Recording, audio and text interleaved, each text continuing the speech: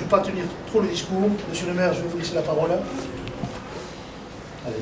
Oui. Mais moi, une équipe, elle n'existe que parce qu'il y a un capitaine. C'est comme un bateau, hein, puisqu'on parle de marine. J'ai vu qu'il y avait des photos de bateaux et qui nous expliquaient la ligne de flotte et tout ça. Et c'est vrai que dans la marine, il y a un équipage qui est valeureux, certainement. Il faut un capitaine. Je pense que vous avez un bon capitaine à la présence de Jean-Pierre qui se donne corps et âme pour ce souvenir français, qui vient de temps en temps me titiller en me disant mais une telle tombe, il faut l'arranger, il faut que tu me fasses ceci, il faut que tu me fasses cela.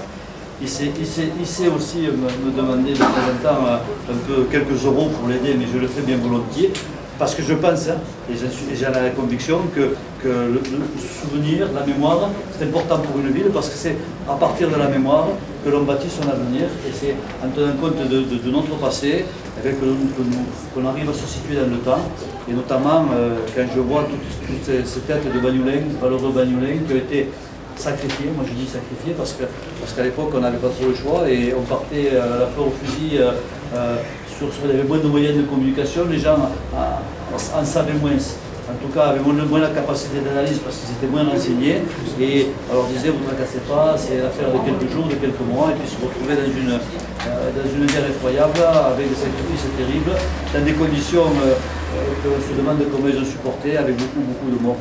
Donc voilà, donc ces gens-là, il faut les honorer, parce que si on est là aujourd'hui dans un pays libre, c'est grâce à toutes ces personnes-là, mais il n'y a pas que, il y a aussi l'ensemble des combattants des autres guerres qu'il ne faut pas oublier non plus. Et puis, le souvenir français, c'est aussi la mémoire de Magnon, et qui est importante aussi. Et puis moi, je dirais un petit mot, je l'avais dit particulièrement quand on a inauguré dans l'EHPAD d'Aristide, j'avais dit un petit mot, ça c'est mon téléphone, excusez-moi, pour ces dames-là, parce que toutes ces grandes guerres, ça a été l'émancipation par force des femmes, parce que tout le monde se booste maintenant à l'émancipation des femmes, mais à un moment, les messieurs sont partis, avant les vendanges, il a fallu que les femmes s'occupent des enfants, ce qu'elles faisaient déjà, s'occupent du ménage, elles le faisaient déjà, l'approvisionnement, elles le faisaient déjà, mais elles ont dû gérer les vendanges, elles ont dû gérer les travaux des champs, dans d'autres endroits, elles ont dû travailler à l'usine, travailler à la fabrique, pour faire des obus, des munitions, des tenues pour les combattants, et ça a été vraiment à ce moment-là que les femmes se sont émancipées, mais par force. Et je pense à la souffrance.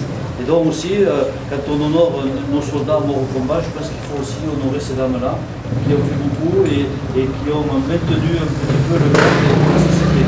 Donc, on peut avoir aussi le passé pour elles. Voilà ce que je veux dire en quelques mots, mais bon, il y aurait tellement de choses à dire qu'on pourrait parler.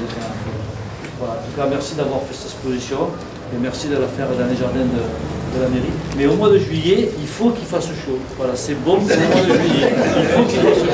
Voilà. Si nos valeureux ont souffert, on peut souffrir un peu de canicule, mais bon, ça fait pas de mal. On l'a dit il n'y a pas longtemps. Déjà, je voulais vous remercier de m'avoir invité. Et monsieur le maire a tout dit. Il a tout dit et c'est vrai que c'est important qu'il y ait de telles manifestations et de tels documents. Comme l'association porte le nom du souvenir, je crois qu'il est important de se souvenir. Aujourd'hui, on le voit plus que jamais. Des choses qu'on était convaincus qu'on ne reverrait plus, aujourd'hui, on sent bien cette inquiétude.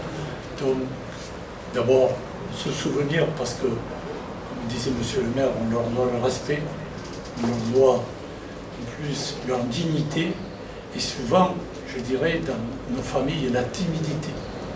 Je prendrai l'exemple, j'ai appris que ma mère était pupille de la nation à 6 mois de sa mort, quand elle avait 92 ans.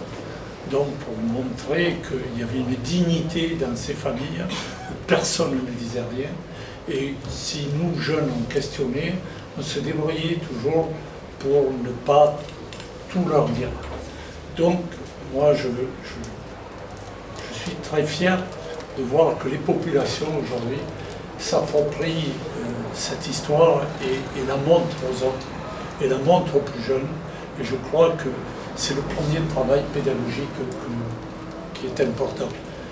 Ensuite, c'est vrai qu'il y a aujourd'hui des méthodes modernes, et j'ai vu que vous aviez travaillé là-dessus, mais ces méthodes modernes, il faut peut-être les utiliser pour que les plus jeunes le regardent.